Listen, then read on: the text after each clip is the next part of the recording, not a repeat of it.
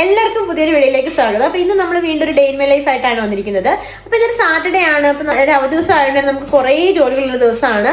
അപ്പൊ നമുക്ക് കുക്കിംഗ് ഉണ്ട്, അതിനുശേഷം നമുക്ക് പുറത്തൊക്കെ ഒന്ന് പോകാനായിട്ടുണ്ട്. അപ്പൊ നമുക്ക് വീഡിയോയിലേക്ക് പോവാം. അപ്പോൾ രാവിലെ തന്നെ ബ്രേക്ക്ഫാസ്റ്റ് കഴിക്കാനായിട്ട് ചപ്പാത്തിയും മുട്ട റോസ്റ്റും ആണ്. സാധാരണ ഈ ഒരു സമയമാകുമ്പോഴേക്കും കുഞ്ഞാമ്മ ഉറങ്ങുന്നതാണ് രാവിലെ. പക്ഷേ ഇന്ന് എല്ലാവരും ഉള്ളതുകൊണ്ടായിരിക്കണം അവന് ഉറക്കമൊന്നുമില്ല. അപ്പോൾ അവനെൻ്റെ മടിയിലുണ്ട്. ഇപ്പോൾ സമയം ഏകദേശം 10 മണി ആയിട്ടുണ്ട്. അപ്പോൾ നമുക്ക് വേഗം തന്നെ കഴിച്ചിട്ട് ബിരിയാണിയുടെ പ്രിപ്പറേഷൻസ് ഒക്കെ തുടങ്ങേണ്ടതാണ്.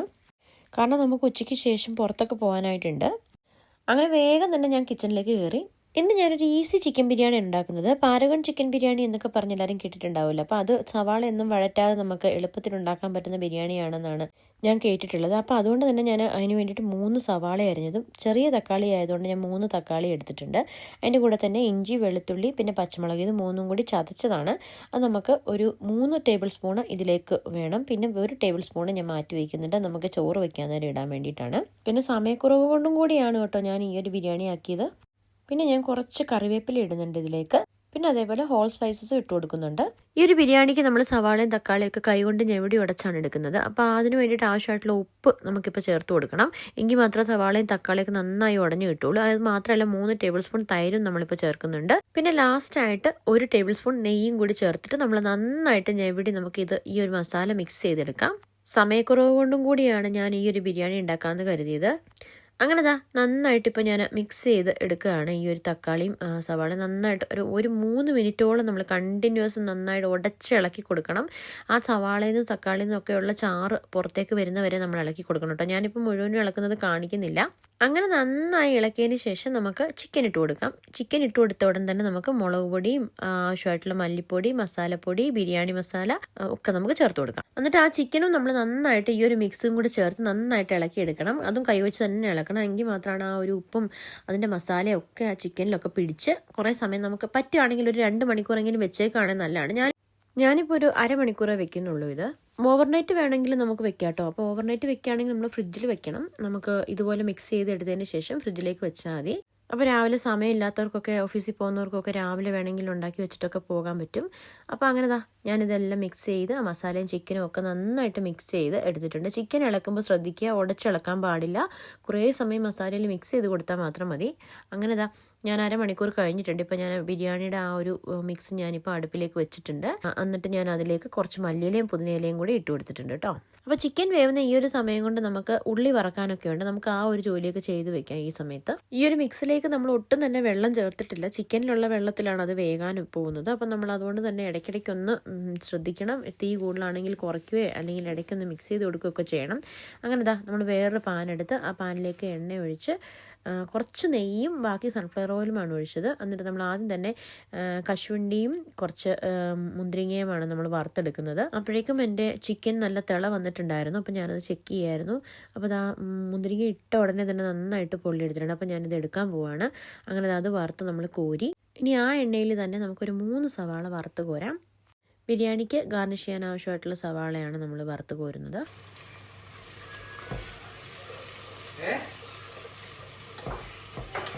മോനെ ഉറക്കി കിടത്തിയിട്ടാണ് ബിരിയാണിയുടെ പരിപാടിയിലേക്ക് കടന്നത്. പക്ഷേ ഈ സമയം ആയപ്പോഴേക്കും അവൻ ഉണർന്നിട്ടുണ്ട്.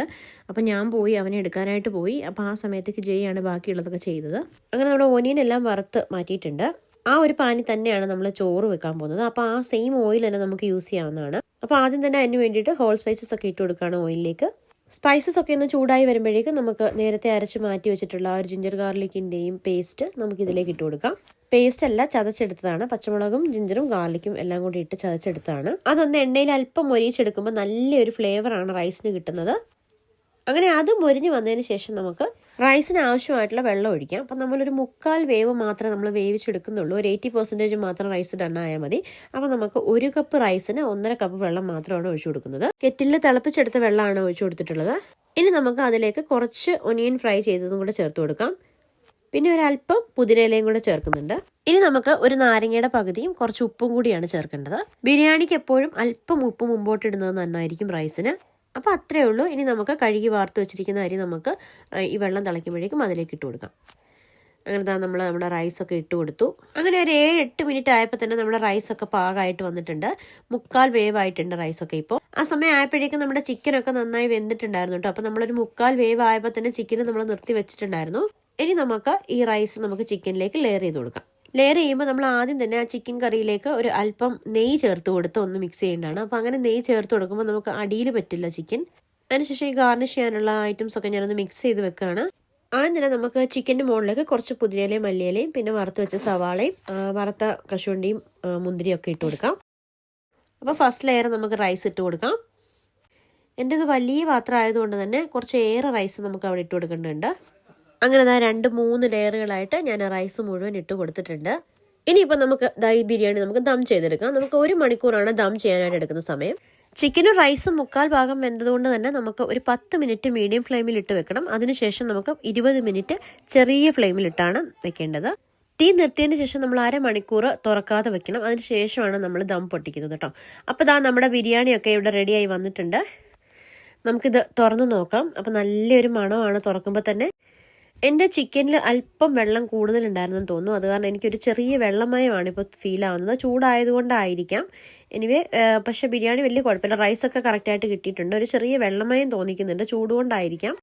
അതുകൊണ്ട് ഞാൻ കുറച്ച് സമയം കൂടി തണുക്കാനായിട്ട് വെച്ചു. അതിനുശേഷം നമ്മൾ വീണ്ടും ഇളക്കി നോക്കിയപ്പോൾ നമുക്ക് കുഴപ്പമില്ല, നല്ല രീതിയിൽ തന്നെ കിട്ടിയിട്ടുണ്ടായിരുന്നു കേട്ടോ. അപ്പോൾ കുറച്ചുകൂടി വെള്ളം കുറച്ച് ഒഴിച്ചാൽ മതി എന്ന് എനിക്ക് തോന്നിയിട്ടുണ്ടായിരുന്നു. അപ്പോൾ അത്രേ ഉള്ളൂ. ആ ബിരിയാണിയൊക്കെ നമ്മൾ കഴിച്ചു. നല്ല ടേസ്റ്റ് ഉണ്ടായിരുന്നു കേട്ടോ. അപ്പോൾ അതിനുശേഷം നമ്മൾ വൈകുന്നേരം നമ്മൾ ഇന്ന് പുറത്ത് പോകാനായിട്ട് പോവാണ്.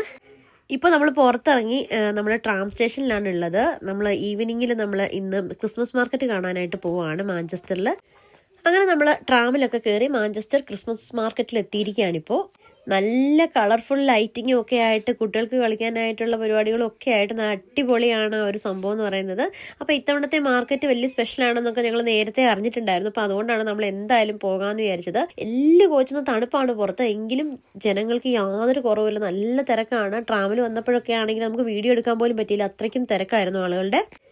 അങ്ങനെ ഇപ്പോൾ നമ്മൾ മാർക്കറ്റിനുള്ളിലേക്കാണ് പോയിക്കൊണ്ടിരിക്കുന്നത്. ധാരാളം സ്റ്റാളുകളാണ് ഈ ഒരു മാർക്കറ്റിനുള്ളിലുള്ളത്. ഫുഡിൻ്റെ ആണെങ്കിലും മറ്റ് കരകൗശല വസ്തുക്കളുടെ ഒക്കെ സ്റ്റാളുകൾ ധാരാളമായിട്ടുണ്ട്. പിന്നെ കുട്ടികൾക്ക് വേണ്ടിയിട്ടുള്ള റൈഡുകളും ഒക്കെ ഉണ്ട് ഈ ഒരു മാർക്കറ്റിൽ.